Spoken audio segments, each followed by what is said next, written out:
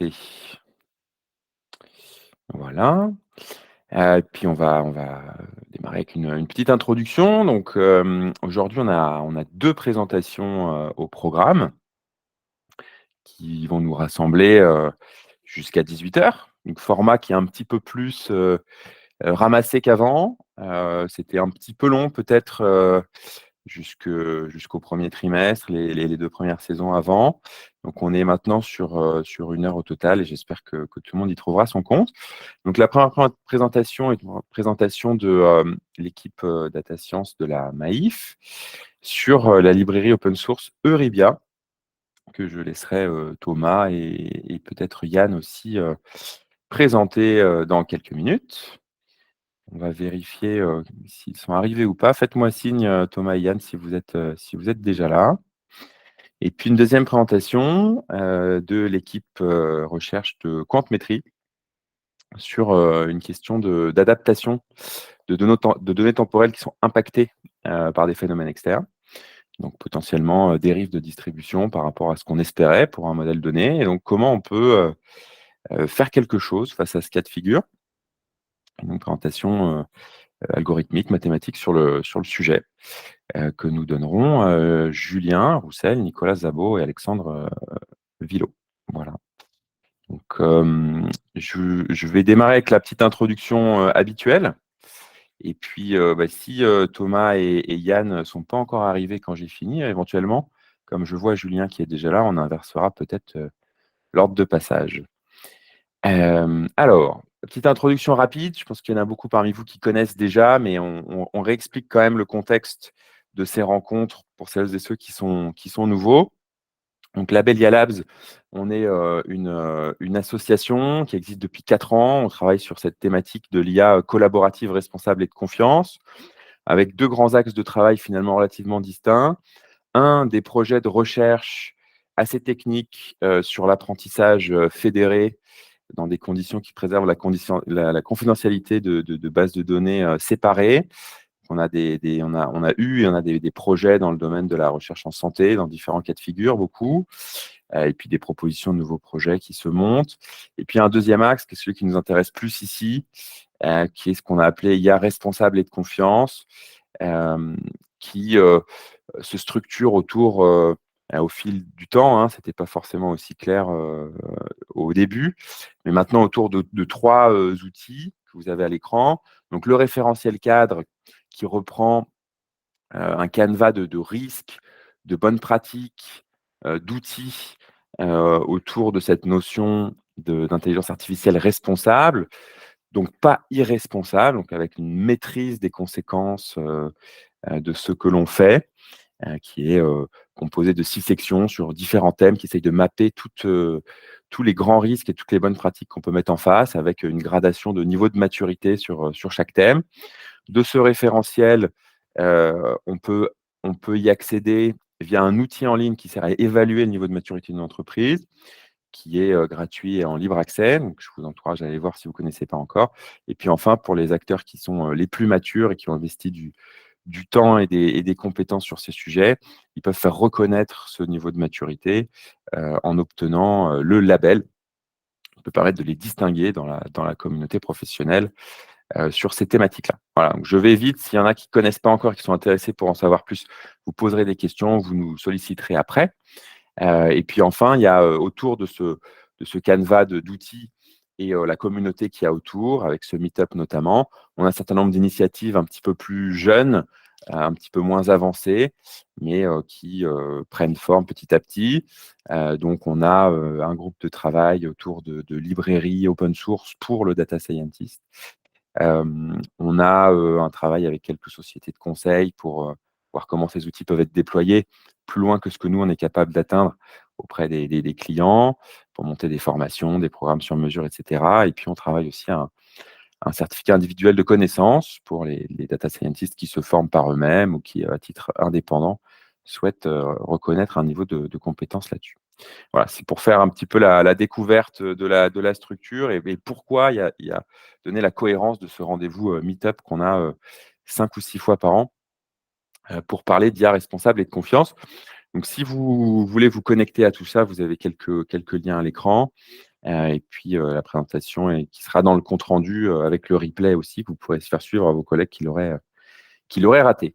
Voilà, bah, cette petite intro rapide, 5 minutes, ça permet aux retardataires d'arriver et puis aux présentateurs de se préparer. Donc Thomas et Yann, si vous êtes là, je vais vous passer la parole et vous donner la main pour faire votre présentation. Bonjour, oui, nous sommes là et pas de Et souci. Guillaume, du coup, alors. Désolé de ne Oui, pas avoir mis ton ce sera nom. pas Yann, désolé. Ça Ce sera marche. Thomas et Guillaume aujourd'hui. Très bien. Est-ce qu'on peut prendre la main pour Ouais, présenter? bien sûr, je t'en prie. Peut-être. Celle-ci. Hop.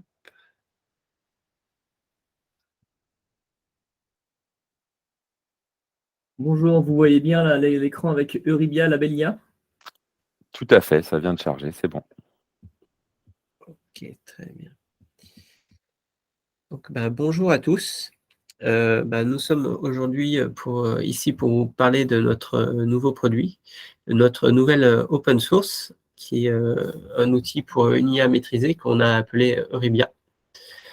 Donc, je vous en dis pas plus pour l'instant. Pour commencer, on va peut-être se présenter. Donc, si je peux passer à la slide suivante. Bon. Désolé. Sinon, si tu cliques sur le support,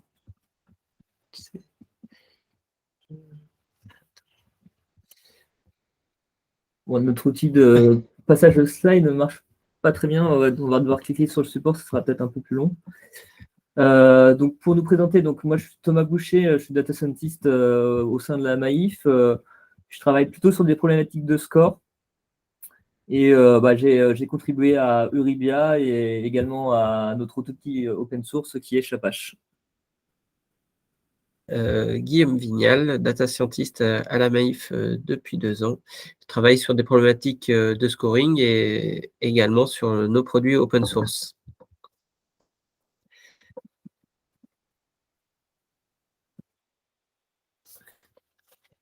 Donc, en quelques mots pour vous présenter la Maïf. La Maïf est une mutuelle d'assurance qui a été fondée par des instituteurs il y a à peu près 90 ans. C'est plus de 3 millions de sociétaires. On est premier assureur du monde associatif et on est principalement connu pour 2 produits, notre assurance habitation et notre assurance auto. Et nous avons, d'un point de vue data science, pour notre équipe qui font des scores, un enjeu de développer des scores d'appétence sur d'autres produits pour qu'on essaye de faire connaître aux personnes qui seraient appétents ces autres produits. Et donc, c'est sur ces sur ces produits, sur ces scores que nous utilisons nos produits open source. La Maïf est une entreprise à mission depuis 2020, avec comme mission de porter une attention sincère à l'autre et au monde pour contribuer à un réel mieux commun. Et donc, c'est un peu dans cet esprit-là que s'inscrit l'open source que nous développons, qui est porteuse de différentes valeurs, mais qui a aussi des différentes vertus. Donc, la première chose, c'est de contribuer au développement de la communauté du libre et participer au bien commun. Donc, en tant que data scientist, on est des gros consommateurs de tout ce qui est open source. Donc, c'est une manière pour nous un petit peu de rendre à la communauté ce qu'elle nous apporte. C'est de l'open innovation. Ça nous permet de créer des relations stratégiques avec d'autres grands groupes et ça nous permet de partager les pratiques, ça nous permet d'avancer et d'évoluer. Donc, c'est toujours enrichissant de travailler avec d'autres. Ça nous permet également de développer la marque employeur, de se faire connaître auprès du monde de la data science, de tous ceux qui utilisent ces outils d'open source. Et du côté de Niort, c'est pas forcément évident de recruter des gens. Donc, la vertu de ce côté-là, ça va être, grâce à cette image, de pouvoir recruter des talents. Et puis l'open source, le fait que ce soit ouvert, que tout le monde voit ce que l'on fait, ça nous oblige à une certaine rigueur, ça nous oblige en fait à ce que notre code soit propre, on ne peut pas mettre ça sous le tapis, tout le monde peut le voir. Et donc ça a une certaine exigence dans la qualité de ce qu'on développe. L'open source, la Maïf a commencé depuis 2018 avec des solutions plutôt informatiques. Et par la suite, du côté data science, c'est la brique qu'on va vous présenter aujourd'hui, c'est la troisième solution. Il y a tout d'abord eu Mélusine, qui est une solution de NLP pour permettre de traiter et de trier les mails automatiquement. Le deuxième, ça a été Chapache, qui permet de faire la lumière sur les algorithmes de data science, d'ouvrir ces boîtes noires et de comprendre comment elles fonctionnent. Donc, ça, avec des vertus de transparence. Et puis, le petit dernier, c'est Euribia, dont on va vous parler par la suite. La Maïf s'implique dans une IA de confiance, avec des convictions fortes sur 4 piliers. Donc, la première qui est de maîtriser notre patrimoine, d'assurer un suivi dans nos solutions, dans le temps, et d'avoir la pleine maîtrise de notre patrimoine. C'est de là qu'est née l'idée d'Euribia, dont on va vous parler par la suite. Mais c'est également garantir l'éthique de nos produits, par le biais de processus d'évaluation interne, assurer la dimension éthique de nos solutions, accentuer nos labellisations, c'est donc avec Labelia de se dire quelles pratiques nous mettons en œuvre et de montrer comme quoi on les suit. Et tout dernièrement, on s'engage dans ce qu'on peut appeler le Green AI, mais c'est surtout regarder un petit peu en termes d'énergie. On sait que l'IA consomme beaucoup de temps machine. Et c'est un petit peu de suivre ça et de voir comment on peut faire pour être le plus frugal possible sur cet aspect. Donc maintenant, on va rentrer plus en avant sur cette nouvelle brique open source, Euribia. Et la phrase qui peut résumer le mieux ce qu'est Euribia, c'est pour que l'humain garde le contrôle des technologies et de l'IA en maîtrisant la dérive des modèles. Et Thomas va vous présenter plus en détail Euribia. Avant de rentrer dans le détail sur Euribia, en fait, c'est un outil qu'on utilise sur l'ensemble de nos cas d'usage à la Maïf, plutôt sur des cas d'usage avec des données tabulaires. Et donc, des cas d'usage assez classiques avec du scoring où on identifie des besoins de produits au sein de la Maïf. Et donc, là, on va croiser les données sur notre sociétaire et faire un score.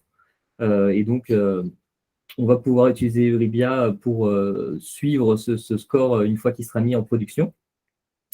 On l'utilise aussi pour tout ce qui est gestion des risques, provisionnement, pour des cas d'usage autour de expliquer l'évolution de prix de nos contrats d'assurance entre 2 années, puisque un contrat d'assurance peut être calculé avec des critères tarifaires multiples.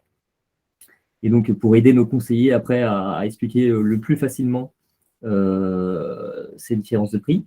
Et également, on l'utilise sur des cas d'usage autour du référencement SEO pour comprendre comment la Maïf, on est positionné sur nos requêtes qui sont les principales requêtes importantes que l'on veut optimiser et sur lesquelles on veut être bien placé sur les moteurs de recherche tels que Google.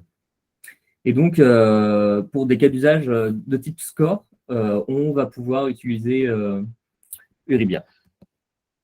Avant de parler d'Euribia, on va vous parler de qu'est-ce que la dérive de modèle, ou en anglais, qu'est-ce que le drift. Pour illustrer cette notion de drift, on peut prendre un cas d'usage autour de l'estimation du prix d'un bien immobilier. Donc, si on a un bien immobilier avec une superficie qu'on calcule à partir de le prix, à partir d'une superficie, de matériaux, de sa localisation, du type de si c'est une maison ou un appartement. On va pouvoir entraîner un modèle qui va prédire les prix immobiliers en fonction des caractéristiques du bien. Cependant, une fois qu'on est en production et au fil du temps, on peut avoir une problématique qu'on appelle une problématique de data drift, c'est-à-dire que nos biens sur lesquels on fait des prédictions ont les données, les distributions de ces données évoluent dans le temps. Par exemple, à Niort, aujourd'hui, en 2022, on va vendre des maisons qui ont une superficie en moyenne plus élevée, de 150, 200 mètres carrés. On va plus vendre de maisons que d'appartements. Et donc, le fait que les données qu'on va utiliser pour nos prédictions ne sont plus similaires à celles que l'on avait lors de l'apprentissage du modèle, ça peut avoir des impacts sur l'usage de notre modèle en production. Donc ça, c'est la partie data drift. Et on a la partie concept drift. Le concept drift, c'est assez simple. Hein, c'est à Niort, un bien qui avait une maison qui faisait 100 mètres carrés, qui était proche de la Sèvre, qui avait un grand jardin. Pour les mêmes caractéristiques, en 2022, elle va coûter plus cher que ce qu'elle coûtait en 2019. C'est-à-dire que la probabilité, c'est-à-dire que le comportement de notre modèle pour prédire une variable Y, sachant des données, va évoluer dans le temps. Et donc, ces deux drifts qui sont appelés data drift et concept drift, cumulés, vont agir sur ce qu'on appelle plus globalement le modèle drift.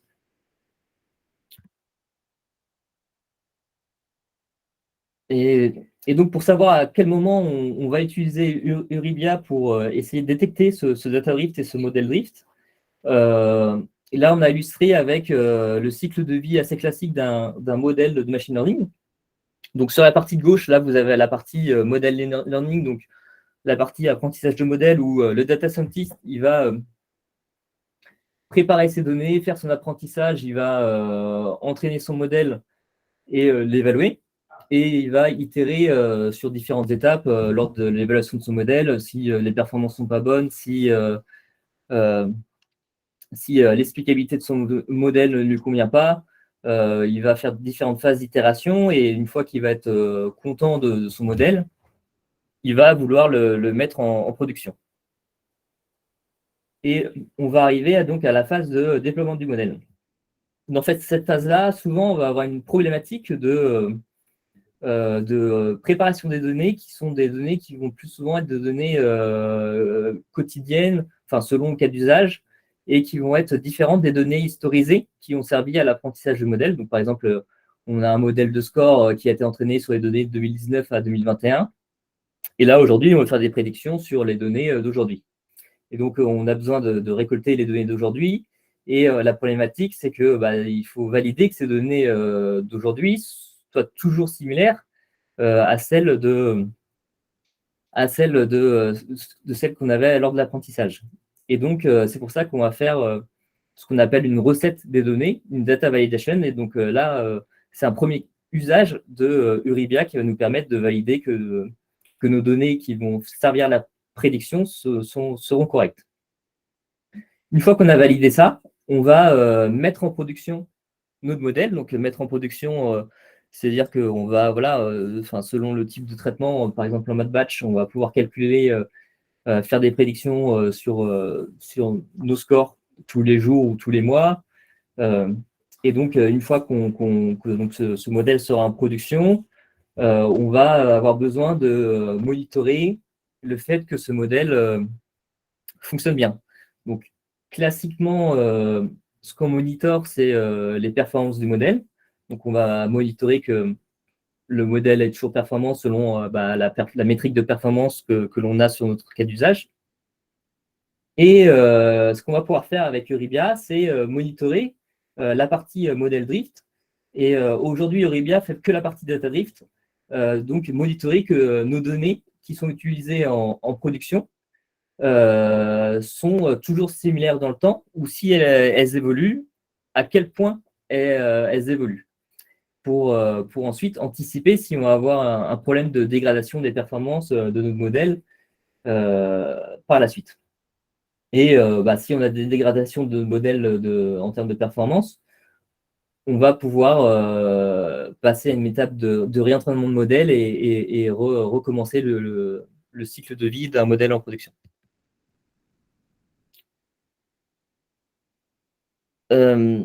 Alors, pour illustrer la principale mécanique de Ribia, en fait, ça va s'appuyer sur un classifieur binaire, c'est-à-dire qu'on va prendre nos données qui nous ont servi à l'apprentissage, on va prendre nos données qu'on a en production et on va associer une cible 0 à nos données d'apprentissage et 1 à nos données de production. Et en fait, on va apprendre un classifieur qui va essayer de savoir s'il est capable de détecter si la donnée appartient au jeu de données d'apprentissage ou au jeu de données en production. Si ce classifieur est capable de détecter à quel jeu de données appartient la donnée, c'est qu'on a une dérive de la donnée. Et donc, pour mesurer cette dérive de la donnée, on va pouvoir voir la performance de notre classifieur. Donc, la performance qu'on mesure avec Euribia, c'est l'AUC. Et donc, si on a un AUC plus de 0,5, on va avoir du coup, ce que ça veut dire, c'est que notre classifieur n'est pas capable de discriminer les deux jeux de données, donc c'est qu'on n'a pas de dérive de la donnée. Et plus on va s'approcher de 1, plus on va considérer qu'on a de la dérive. En plus d'avoir une mesure, l'avantage, c'est qu'on va avoir aussi des entrants et de la compréhension de comment est la dérive de la donnée. Et donc, on va pouvoir voir quelles sont les variables qui ont le plus dérivé et avoir une idée de est-ce que c'est important ou est-ce que c'est grave que ces variables-là, précisément, ont dérivé. Et donc, pour illustrer tout ça, je vous propose de montrer la démo.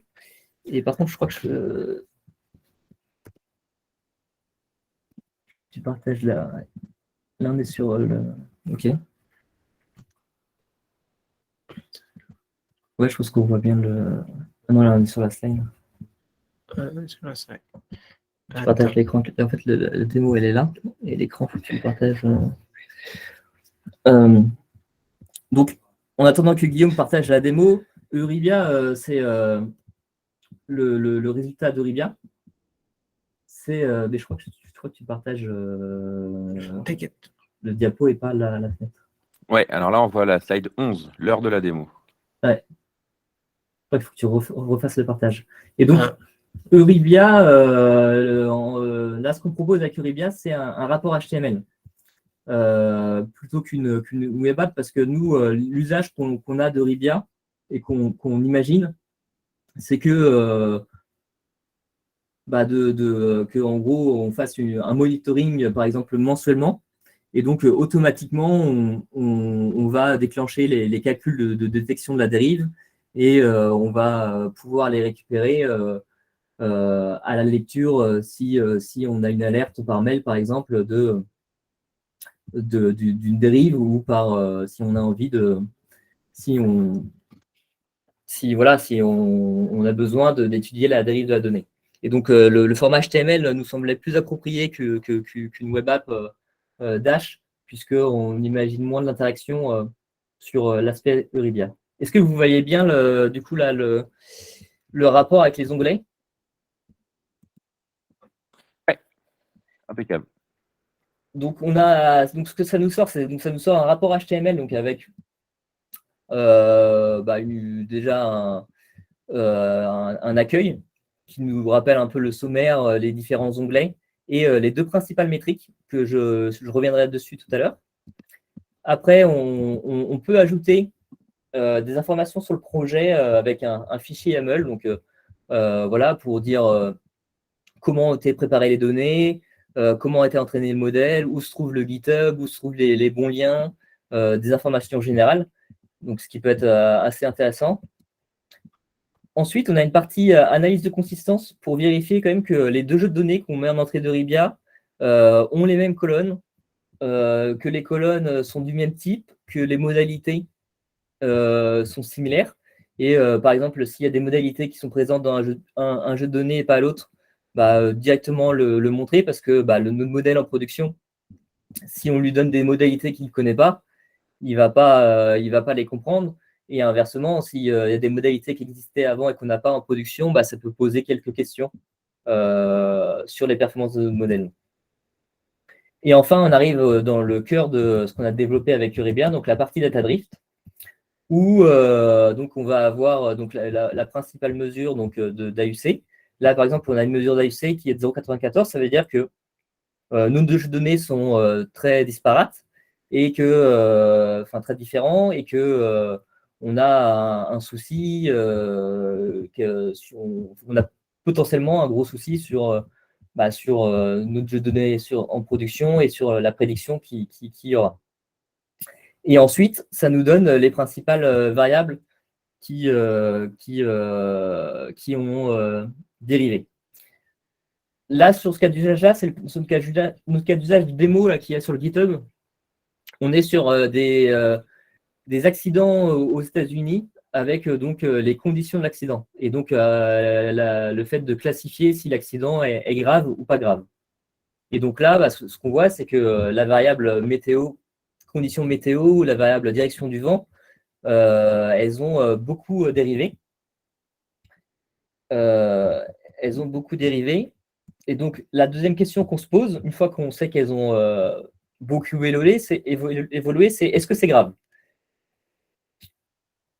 En fait, ce qu'on va pouvoir mettre en perspective, c'est est-ce que les variables qui ont dérivé énormément, est-ce qu'elles étaient importantes pour le modèle en production? Est-ce que la future importance du modèle pour ces variables-là était grande? Donc là, ce qu'on voit, c'est que ces variables-là, celles qui ont beaucoup dérivé, finalement, ont une future importance qui était très faible. Et donc, c'est pas censé nous poser trop de problèmes sur notre cas d'usage. Et ensuite, on va pouvoir analyser plus en détail les variables. Donc là, par exemple, la variable conditions météo, on voit qu'en fait, aujourd'hui, il y a donc current dataset.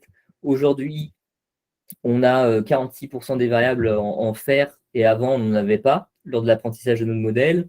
Inversement, là, il y a des variables qu'on avait lors de l'apprentissage qu'on n'a plus aujourd'hui.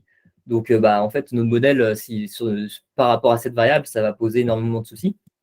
Et donc, on va avoir un menu déroulant où on va pouvoir voir les variables catégorielles et continues.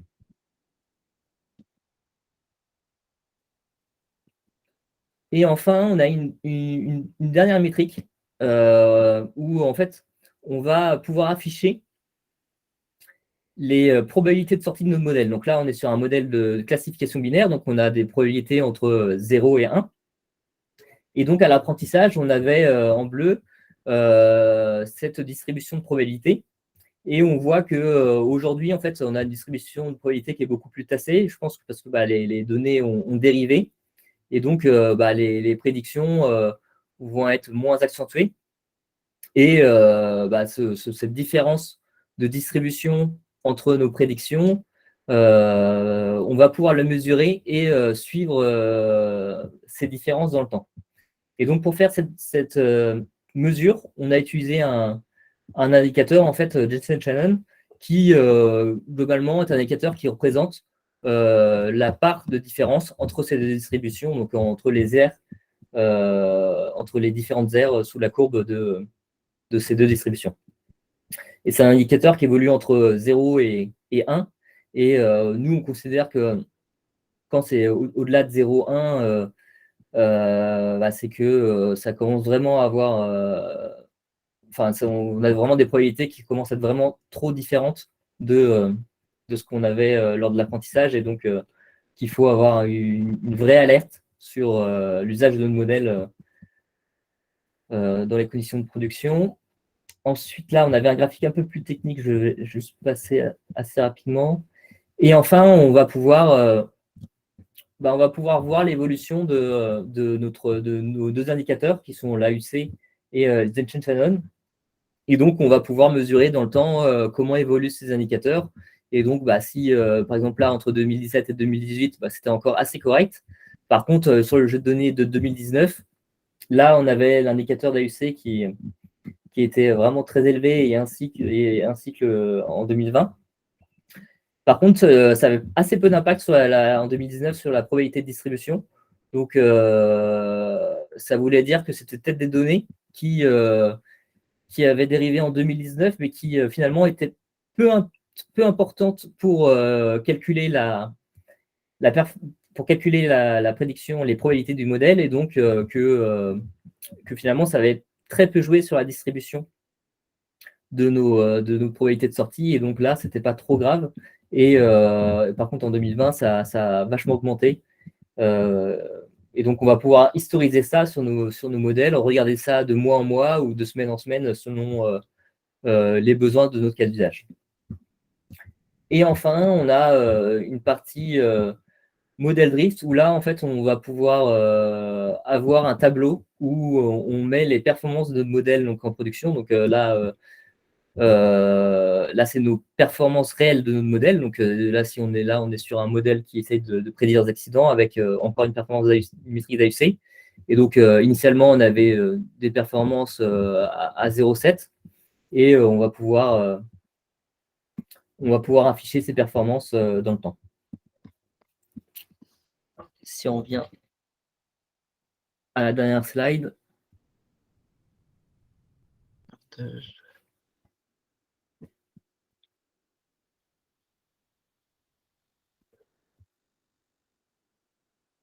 La dernière slide, c'est pour vous dire que vous pouvez nous retrouver pour tout ce qui est solutions open source, tout ce qui est Melusine, Chapache, Ribia. Enfin voilà, si vous avez envie de contribuer avec nous autour de ces solutions, vous pouvez nous contacter. On a des blogs aussi où on essaye de parler de l'usage de la data à la Maïf, de nos solutions open source en détaillant nos différentes solutions. Et vous pouvez nous retrouver sur notre GitHub. J'ai cru apercevoir qu'on avait des questions en cours. Je vois ça aussi. Si vous pouvez les lire, allez-y, je vous en prie, sinon je vous les lis. Je veux bien que tu nous lises la première. Ouais. Alors, est-ce que vous avez des statisticiens dans les contributeurs développeurs à Euribia, ou est-ce que c'est plus une approche et des savoir-faire de développeurs?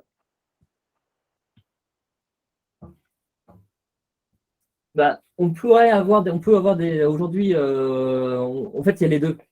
C'est-à-dire qu'il y a l'aspect un peu développement informatique côté OSS avec le fait d'avoir un rapport, le fait de faire des jolis plots avec un objet, avec des classes. Donc là, on a besoin de développeurs plutôt IA. Et après, d'un point de vue statistique, il y a quand même du travail à faire parce que là, on a une métrique là, qui est à Jensen Shannon où on compare des distributions sur les sorties les probabilités de sortie. Il y a différentes manières de comparer deux distributions de colonnes. Par exemple, il y a des tests statistiques avec Kolmogorov-Smirnov et ainsi de suite, qu'on a en partie, mais qu'on ne conserve pas trop parce qu'ils sont, pour nous, un peu trop sensibles. Et qu'en gros, ils nous disent trop souvent qu'on a une p-value faible et qu'on a du drift. Et donc, et en plus, c'était un peu dérangeant pour hiérarchiser un peu l'importance du drift entre les variables. Nous, ce qu'on aime bien avec le classifier, c'est qu'on peut savoir quelles sont les variables qu'on dérivé le plus et quelles sont les variables qu'il faut qu'on investigue en premier. Mais sur les tests statistiques, il y aura des choses à faire, je pense. Je pense que la question était là-dessus, à mon avis. Il y en a une autre alors ensuite sur quel algo de ML est utilisé pour calculer le data drift. Donc peut-être quel algo d'apprentissage, mais aussi quel type de modèle, quelle architecture de modèle. Par défaut, on a utilisé un CatBoost parce que avec sans trop d'hyperparamétrage, on considère qu'il marche très bien et qu'il est assez rapide. Aujourd'hui, on laisse l'opportunité aux utilisateurs de tuner l'hyperparamétrage du CatBoost Par contre, on n'a pas laissé la possibilité encore que l'utilisateur choisisse un XGBoost ou un Random Forest. Voilà. Ok, important à noter. Ensuite, d'un point de vue ergonomique, quelle est la valeur ajoutée de Ribia par rapport à des solutions existantes? Il y a des exemples, SageMaker, Model Monitor, Azure ML. Voilà, première partie de la question. Deuxième partie de la question, est-ce que Ribia permet de réentraîner automatiquement le modèle une fois un certain seuil de dérive atteint?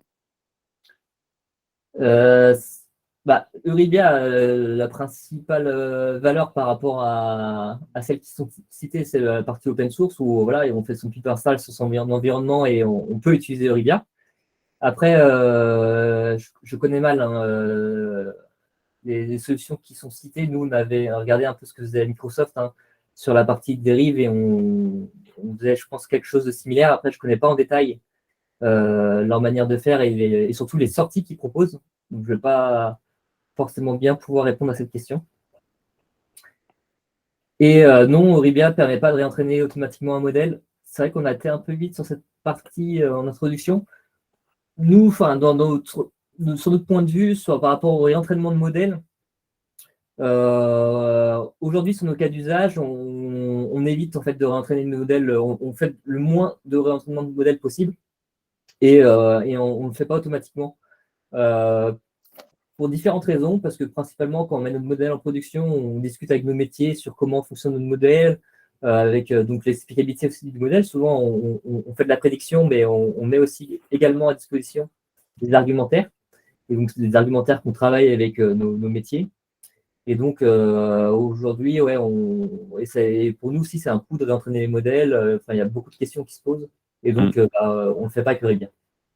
Oui, puis réentraînement automatique veut aussi probablement dire constitution automatique de jeux de données mis à jour, etc. Ce qui n'est pas forcément un problème simple à attaquer.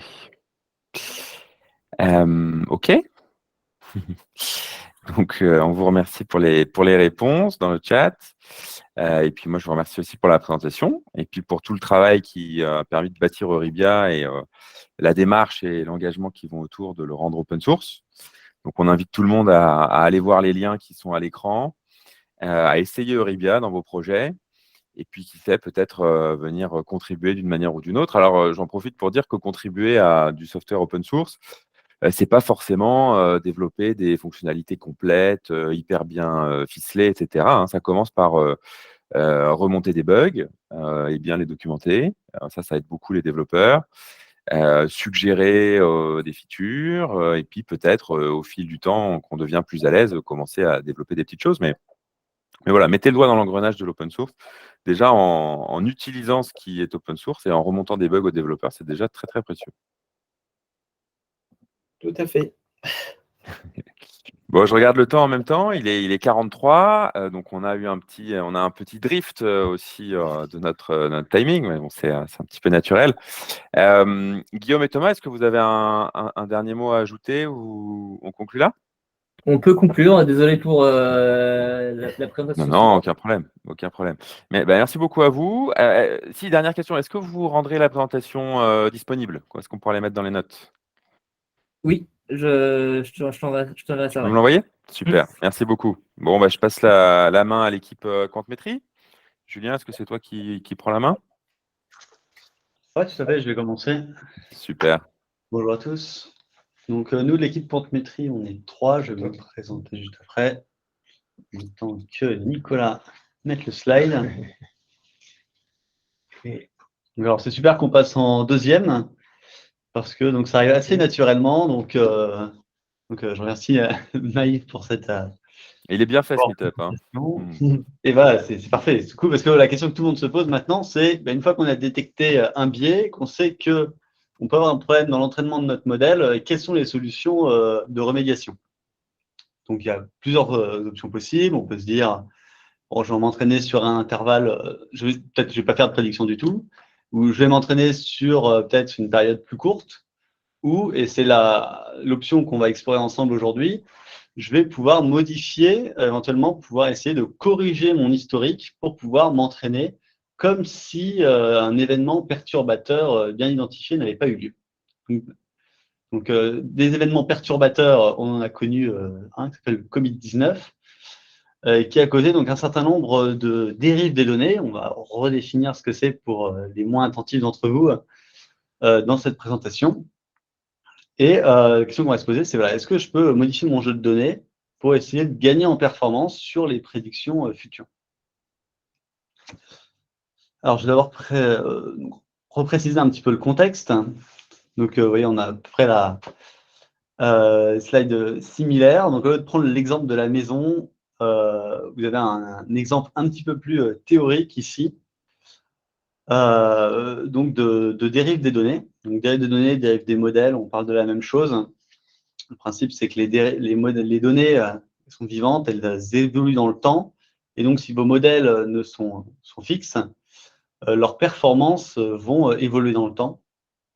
Donc, c'est un peu le dual l'un de l'autre.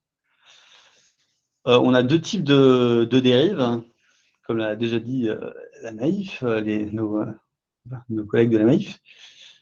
On a les dérives réelles, donc, où la frontière de décision va évoluer. Donc, dans le cas de la maison, c'est à feature constant. Donc, la même maison, une année sur l'autre, elle vaudrait plus cher. Et les dérives virtuelles, où la distribution des caractéristiques va évoluer.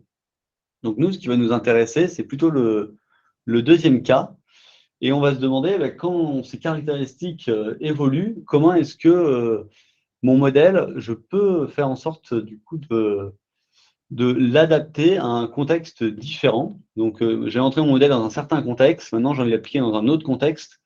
Et je vais devoir faire une sorte de transposition d'un contexte à l'autre pour que mon modèle reste valable. Donc, c'est la question à laquelle on va tâcher de répondre. Donc on est trois. Donc, je propose qu'on se présente à tour de rôle. Donc, moi, c'est Julien. Donc, je travaille chez Courtemétrie depuis 4 ans et je bosse sur des sujets assez variés, transport, santé, énergie, défense, aéronautique. Donc, on est dans un cabinet de conseil. On fait des choses assez variées.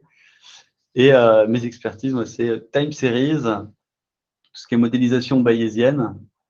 Et puis, là, je me mets au full stack développement. Donc, chacun nos envies de développement. Bonjour à tous. Alors pour ma part, donc, Nicolas, moi je suis data scientist chez Courtemétrie depuis 2021 et j'ai commencé chez Courtemétrie justement sur le sujet de l'adaptation de domaines par transport optimal. Depuis, après différentes missions en tant que data scientist, je me suis un peu réorienté vers data engineering, histoire de monter en compétences. Donc voilà, du features engineering, machine learning et comme Julien, des envies de déploiement de modèles et de mise en production. Et du coup, je prends la main pour le dernier. Donc, bonjour à tous, moi c'est Alexandre. Et donc, j'ai été chez Courtemétrie pendant 2 ans. Et j'ai changé maintenant, je suis dans une boîte qui s'appelle Elax Énergie et qui travaille dans tout ce qui est économie d'énergie. Et voilà, je suis principalement spécialisé dans tout ce qui est traitement de séries temporelles. Donc, j'ai fait pas mal de choses sur le sujet, notamment en industrie. Et voilà, je vous laisse reprendre la main.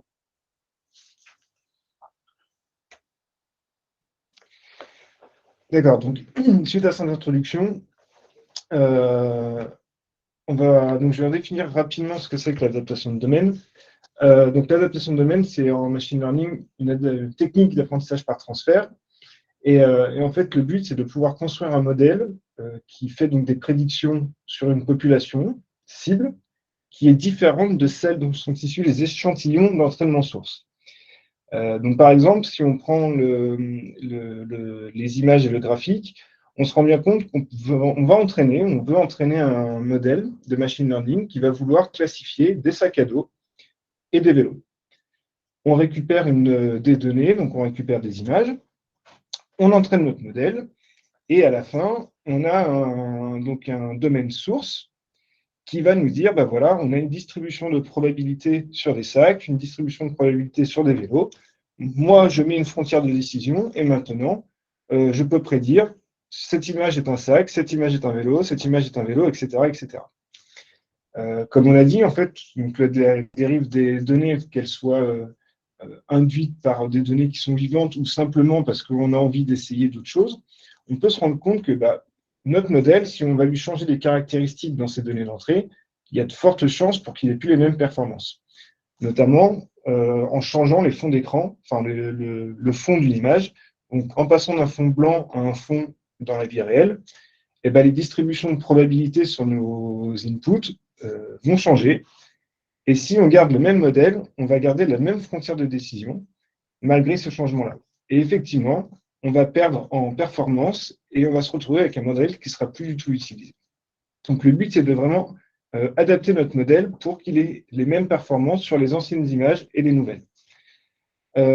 Ici, on part du principe que les données sources et les données cibles, donc les prochaines, ont les mêmes distributions de probabilité et que la tâche du prédicteur reste la même. C'est-à-dire que notre modèle doit toujours prédire ou des sacs ou des vélos. Donc, la technique du transport au sein de l'adaptation de domaine, c'est finalement de venir se dire, OK, on a des données, des inputs qui dérivent, qui bougent. On va vouloir transporter finalement des données, que ce soit source, des domaines sources vers un domaine cible pour pouvoir réentraîner nos modèles. Donc ici, on a nos modèles, nos données en croix et en rond rouge et bleu. On a des données qui dérivent et effectivement, comme sur les photos, le modèle avec sa frontière de décision n'est plus capable d'avoir les bonnes performances. Donc ce qu'on va faire, c'est qu'on va créer une transformation pour venir déplacer nos données qui sont déjà existantes vers les nouvelles données qui, même potentiellement, ne sont pas encore labellisées.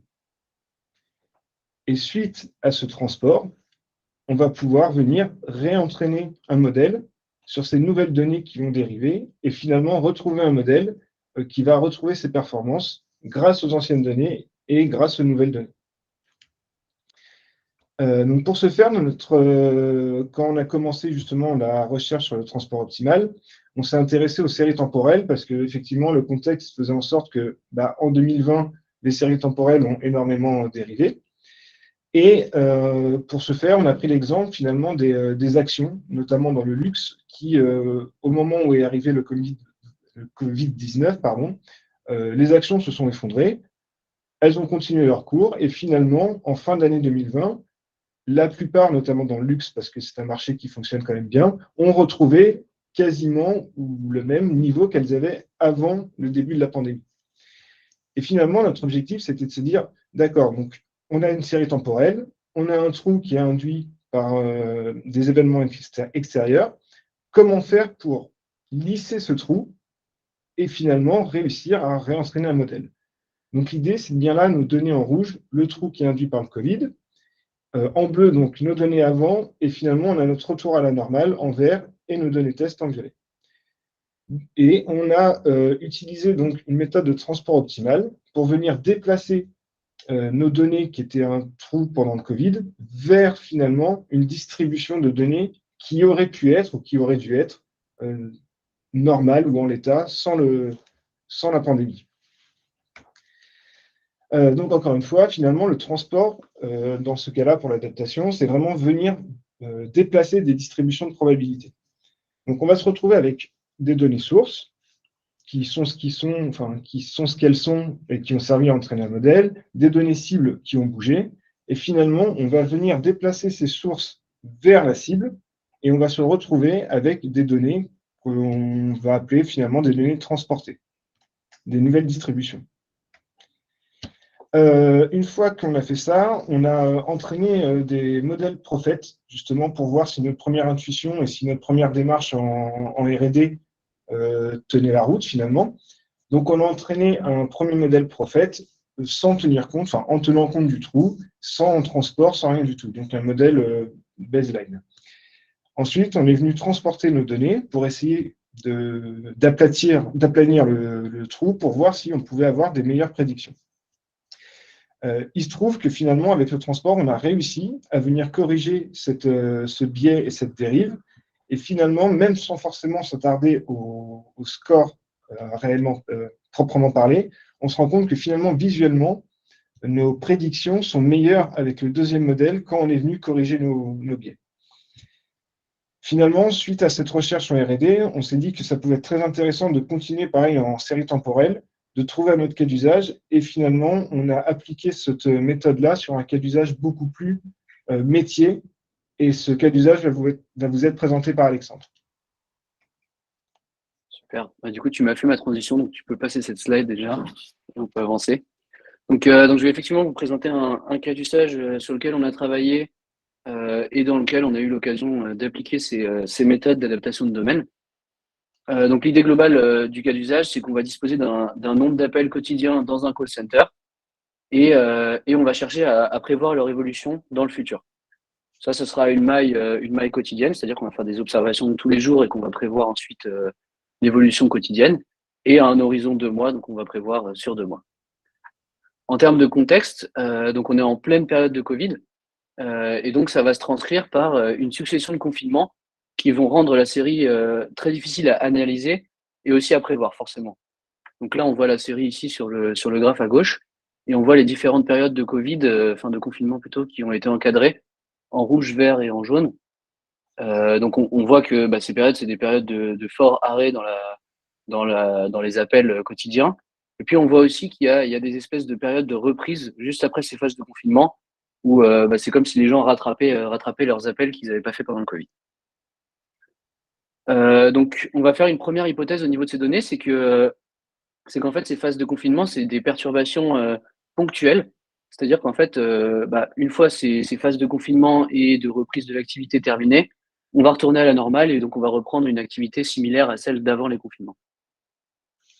Et donc en fait, ce qu'on va essayer de faire là, ça va être d'appliquer différentes méthodes, donc tout un benchmark de méthodes qui vont permettre de corriger l'historique, ou en tout cas de prendre en compte ces perturbations d'historique pour avoir les meilleures performances possibles. Donc la première chose qu'on a faite, c'est une approche baseline. Donc on a pris un modèle, on a choisi un modèle Prophet ici parce qu'on a une série univariée qui représente des comportements humains, donc il y a une certaine saisonnalité notamment. Et donc finalement, ce modèle était assez facile à mettre en place, et donc c'est celui qu'on a choisi ici. Et donc on a analysé les premiers résultats qui n'étaient pas forcément exceptionnels. Et voilà, donc on va se baser sur ces résultats pour essayer ensuite de s'améliorer en corrigeant notre historique. Si tu peux passer la slide, s'il te plaît. Merci. Donc pour cette correction historique, on a choisi de tester 3 approches différentes. Je vais présenter chacune des 3 assez rapidement. La première, c'est une approche d'imputation. Donc en fait, globalement, l'idée de l'imputation, ça va être de supprimer toutes les phases qui ont été perturbées et de les remplacer par des valeurs qui sont, si possible, les plus vraisemblables possibles. Donc ici, ce qu'on a fait, c'est qu'on a effacé toutes les périodes de confinement et on les a remplacées par les valeurs de l'année précédente. Donc on a juste copié-collé les valeurs de l'année précédente, ce qui nous permet d'effacer au moins ces phases de trous dans les appels. Donc ça, c'est la première idée. La deuxième idée, ça va être d'ajouter des variables dans nos jeux de données. Donc pour l'instant, on a un jeu de données qui contient uniquement le jour et le nombre d'appels. Et donc ce qu'on va faire, c'est qu'on va ajouter une variable qui peut être soit un indicateur de phase de confinement. Donc est-ce qu'on est sur une phase de confinement ou non? Ou alors on va faire des variables un petit peu plus poussées. Donc on a essayé aussi, par exemple, de faire de la saturation des hôpitaux, des choses comme ça, donc qui pourraient être des indicateurs de perturbations un peu plus précis sur le contexte Covid. Et ensuite, l'effet du modèle, donc ça, c'est les particularités du modèle Prophet, ça va être de prendre en compte ces variables de façon linéaire et donc d'expliquer les périodes de confinement par des perturbations, donc en l'occurrence des constantes si on se base sur des 0 et des 1. Et voilà, donc ça, c'est les 2 premières méthodes. Et puis la dernière, donc là, c'est une méthode de transport optimal cette fois. Donc ce qu'on va faire, c'est qu'on va marquer. Donc on va commencer déjà par stationnariser la série, parce que forcément, on parle de série temporelle. Donc ce qui est très important, c'est de commencer par stationnariser toutes nos séries. Et une fois que celle-ci sera stationnarisée, on va pouvoir séparer nos différents contextes. Donc on voit ici toutes les couleurs. Donc il y en a beaucoup, mais elles représentent chacun un contexte. Et l'idée, ça va être de ramener tous les contextes qui ne sont pas, entre guillemets, normaux vers un contexte normal, donc comme expliquait Nicolas, en changeant les distributions. Et voilà, on va ensuite reconstruire la série en recréant les saisonnalités comme elles étaient avant, ainsi que les tendances.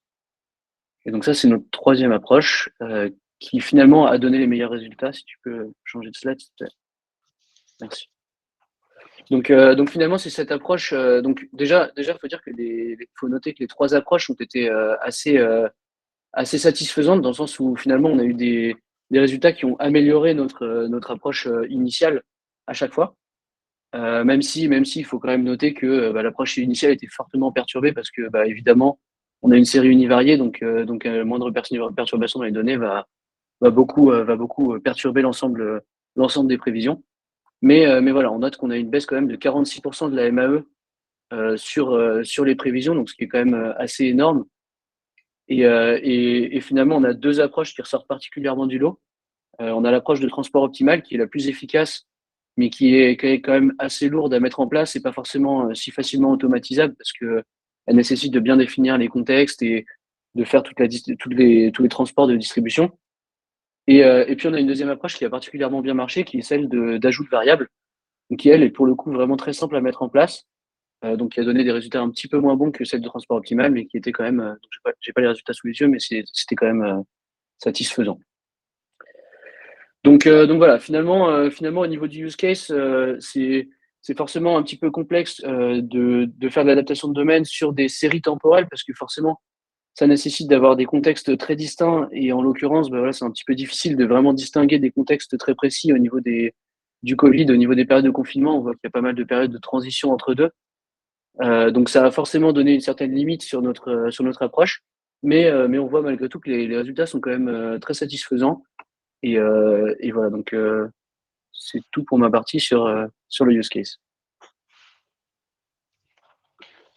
Je vais conclure alors avec le retour d'expérience. Donc pour le transport optimal, comme on a vu, ça permet d'avoir des résultats satisfaisants avec une théorie derrière qui est aussi assez satisfaisante.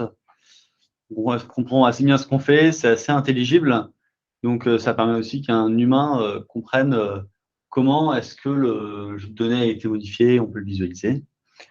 En contrepartie, comme Alexandre l'a dit, le transport optimal, c'est assez lourd.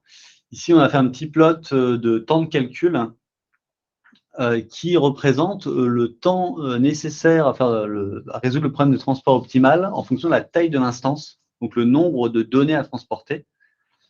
Ici, donc, c'était le nombre de je crois que c'était de paires de points qui ont été arrivés dans feature n égale 2. Et vous pouvez voir donc que pour 10 000 points, on est environ à 10 secondes, c'est raisonnable, mais le comportement, il est cubique. Je crois que pour le SYNCORN, c'était cubique, ouais, ça. Donc voilà, donc ça part rapidement, rapidement vers plus l'infini. Donc voilà, c'est envisageable que pour des solutions, que pour des petits jeux de données.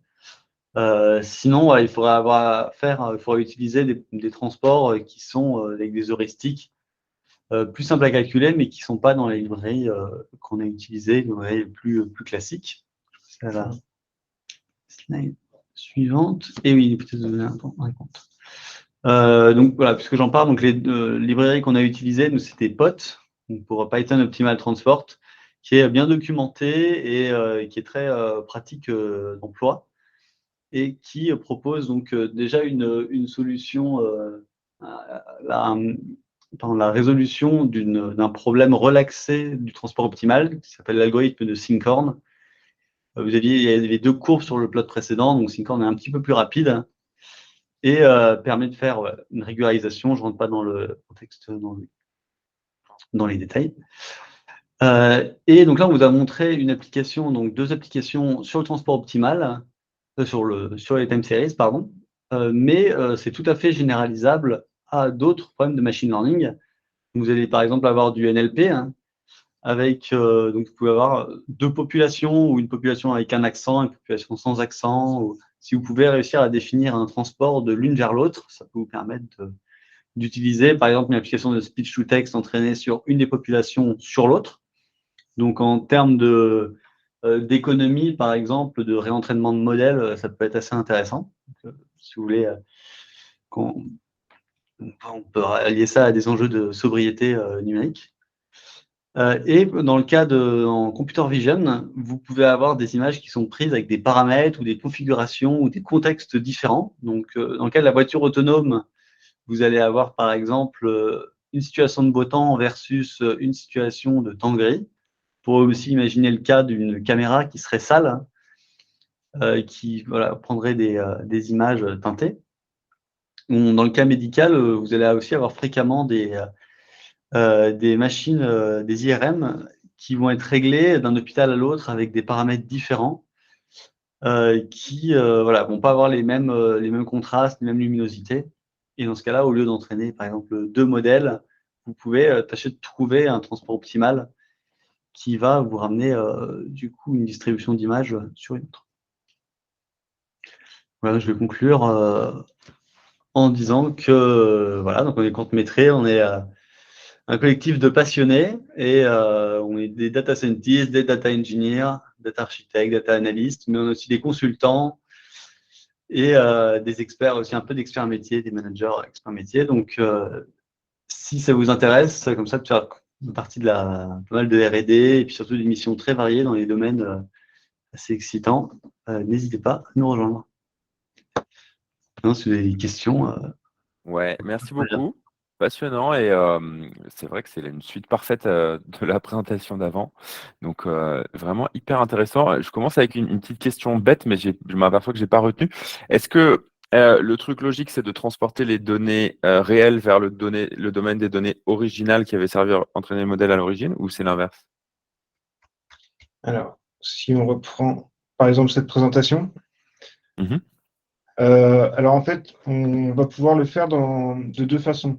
C'est-à-dire que, par exemple, ici, on pourrait se dire, enfin, quand on prend l'exemple ici, on a finalement nos anciennes données, les nouvelles qui ont dérivé, et on va déplacer les anciennes vers les nouvelles pour refaire un modèle. Et en fait, là, on partirait du principe que bah, voilà, notre modèle, enfin nos données ont dérivé, et par contre, la dérive va rester dans le temps, et donc finalement, on veut réentraîner un nouveau modèle, on l'enrichit avec des anciennes, et comme ça permet de faire un modèle qui a beaucoup de données d'entraînement, bien que la dérive vienne d'arriver. Par contre, on pourrait aussi le voir dans l'autre sens. C'est-à-dire, on pourrait se dire, OK, nos données dérivent, je ne crois pas trop que la dérive, elle va rester, c'est peut-être quelque chose d'un peu ponctuel. Si les données sont labellisées, parce qu'évidemment, c'est quand même un transport au niveau des distributions et des labels, enfin, en tout cas, ça améliore le transport, on va pouvoir se dire, bah, OK, nos quelques données qui commencent à dériver, moi, j'y crois pas trop, je les déplace, et finalement, avec ces nouvelles données dérivées qu'on va faire ressembler aux anciennes, on va pouvoir leur mettre des prédictions Sans avoir besoin de réentraîner. Ok. sans avoir besoin de réentraîner le modèle. Donc en fait, on D'accord. pourrait le faire dans les 2 cas, c'est juste que, encore une fois, tout est question de domaine source, de domaine cible, et de quel domaine est déplacé vers quel domaine. Question du point de Ok. recherche. Super, super clair. Merci beaucoup. Est-ce qu'il y a d'autres questions? Ah oui, j'ai vu une question de Fabien d'ailleurs que je vais vous lire. Bonjour, merci pour la présentation. Est-ce qu'il n'y aurait pas un parallèle à faire avec la production de contrefactuels vis-à-vis d'une intervention, ici le Covid? Donc, pour des enjeux d'explicabilité, c'est ça? Où on voudrait dire, prenons 2 situations comparables et le Covid a eu tel impact sur la cible. Ouais, je ne sais pas si Fabien, tu es là pour préciser un petit peu ta question, parce qu'effectivement, pour moi aussi, les counterfactuals, c'est dans le cadre de l'explicabilité. Comment tu fais le lien? Oui, c'est, en fait, c'est dans le cadre des analyses, causales. On peut, introduire en fait qu'il y a des liens entre des variables explicatives et une variable d'intérêt. Donc ici, par rapport aux différents éléments dans la série chronologique. Et ce que vous preniez comme exemple, c'est le fait qu'il y avait une intervention extérieure, ici le Covid, qui venait en fait perturber votre chronique. Et donc dans ces éléments-ci, en fait, il y a tout un pan de travaux qui permettent, qui s'intéressent en fait à recréer des situations qui n'ont pas existé dans la réalité à partir de l'estimation de l'effet de l'intervention. Et donc finalement, ce qui est proposé ici, pour moi, se rapproche en fait potentiellement de ces techniques-là où on cherche à recréer un historique qui n'a pas existé dans la pratique et qui pourra ensuite servir de base à un réentraînement par la suite. Et si c'est le cas, c'était simplement que du coup, ça vous permettait éventuellement de vous raccrocher soit à des pans théoriques, soit à des bibliothèques qui pouvaient exister et qui pouvaient peut-être supporter ces différents éléments. Par exemple, les techniques que vous avez utilisées, je sais qu'elles sont utilisées, alors peut-être pas forcément ici, mais dans des logiques de matching qui peuvent exister entre des populations qui ont été exposées ou pas en fait à une intervention. D'accord. Et ces techniques, du coup, elles permettent finalement de prendre en compte une information métier. Par exemple, on sait, j'imagine, que 2 populations peuvent être matchées parce que l'expert nous a dit qu'elles étaient comparables. Et c'est une façon d'introduire cette information dans le modèle et permettre de s'en servir pour s'entraîner. Et Exactement. l'information ne vient pas de nulle part, c'est pas magique quelque part. Nous, on doit labelliser quelles sont les périodes impactées parce qu'on le sait que on sait qu'elles sont impactées. Ici, on sait, en tout cas, on fait l'hypothèse que s'il n'y avait pas eu de Covid, on aurait eu la même distribution des incréments de prix d'action. Et voilà, on trouve cette information. Mais ok, merci beaucoup pour la référence. Juste une référence au cas où. Super, merci. Ah ouais, Merci. super. Merci Fabien, c'est impeccable. Super. Est-ce qu'il y a d'autres questions avant qu'on conclue?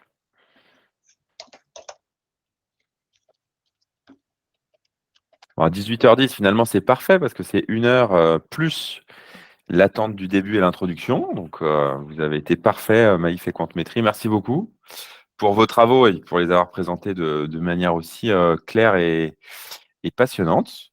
Est-ce que Julien, Nicolas, Alexandre, vous pourrez nous transmettre votre présentation pour qu'on la mette dans les notes? Ça ne vous dérange pas?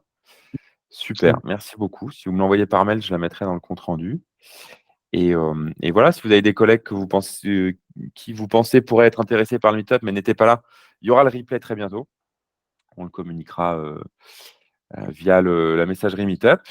Merci à toutes et à tous d'avoir participé aujourd'hui. Il y en aura un dernier de la saison, de cette 3e saison qui sera, si je ne dis pas de bêtises, en novembre, mais on reviendra vers vous. Et pour la première fois depuis avant le Covid, on va peut-être essayer de le refaire en présentiel. Ce n'est pas encore confirmé, mais ce serait très sympa, puisque ça fait plus de 2 ans qu'on n'a pas pu faire ça. On avait commencé comme ça à l'époque et c'était génial. Donc, on vous redira ça. Merci à toutes et à tous. Bonne fin de journée et bonne semaine. Et puis, à très bientôt. Merci à beaucoup. tous. Bonne soirée.